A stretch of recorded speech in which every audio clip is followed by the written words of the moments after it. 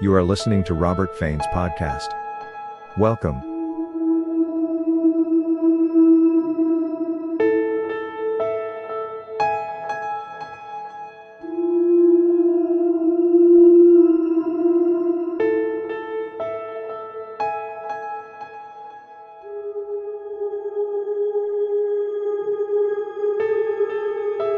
There is a tension running through our culture. A tension you do not immediately see, but that becomes palpable in the way people speak about their work, their relationships, their identity. It is the tension between freedom and pressure, between self-development and self-accountability. We live in a time in which the human being appears freer than ever, yet is burdened more heavily than ever. The freedom to be yourself has turned into the obligation to prove yourself. The modern ideal of authenticity has become a moral weight. Charles Taylor saw this with remarkable clarity.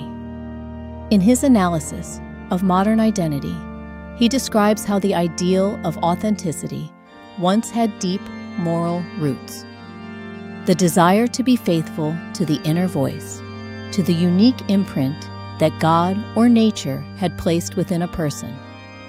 But in our time, that inner voice has become detached from any horizon beyond the individual. Authenticity has become a floating ideal, a command without direction.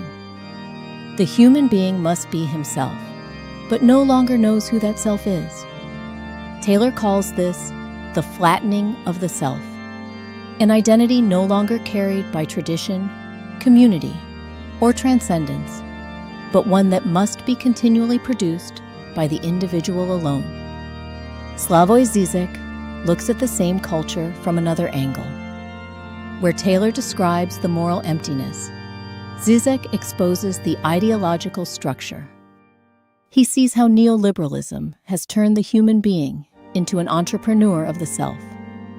You are not only a worker or a citizen, but also your own brand, your own product, your own investment. You must optimize yourself, present yourself, continually improve yourself. Neoliberalism takes the fluid identity of postmodernism and pours it into an economic mold. The freedom to construct yourself becomes the obligation to sell yourself. Thus, a culture emerges in which authenticity becomes a paradox. You must be spontaneous, but strategically so. You must be yourself, but in a way that performs well. You must be unique, but within the boundaries of what the market rewards. Žižek calls this the superego logic of our time, the command to enjoy, to develop yourself, to fulfill your potential. It is a command that sounds like freedom, but feels like pressure.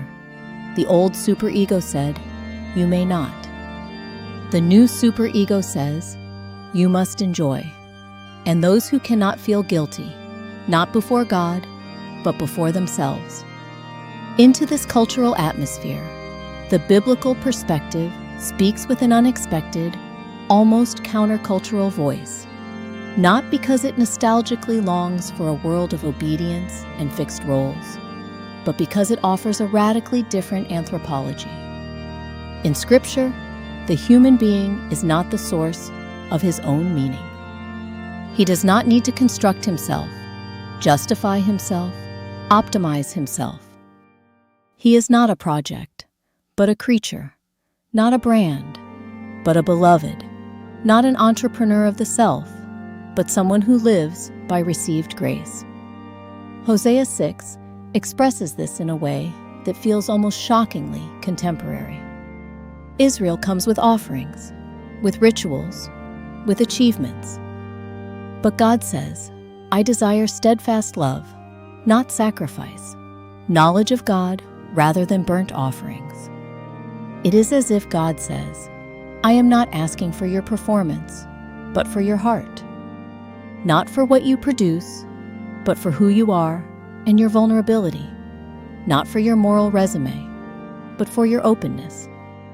It is a critique that fits seamlessly into our time in which people build their identity as a portfolio of successes, experiences, and self-presentations.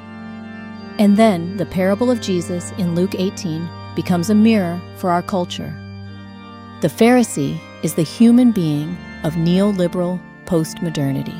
He presents himself, optimizes his moral capital, displays his worth. He is the ultimate performer. The tax collector, by contrast, stands with empty hands. He has nothing to show, nothing to defend, nothing to prove. He does not dare lift his eyes. He has only his need. And Jesus says, this man goes home justified.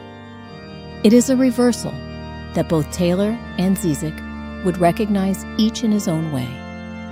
Taylor would say that the tax collector is rooted in a horizon greater than himself. His identity is not self-made, but received. Žižek would say that the tax collector escapes the superego pressure of the performance culture. He does not need to succeed, to shine, to enjoy. He may fail. He may be small. He may be human.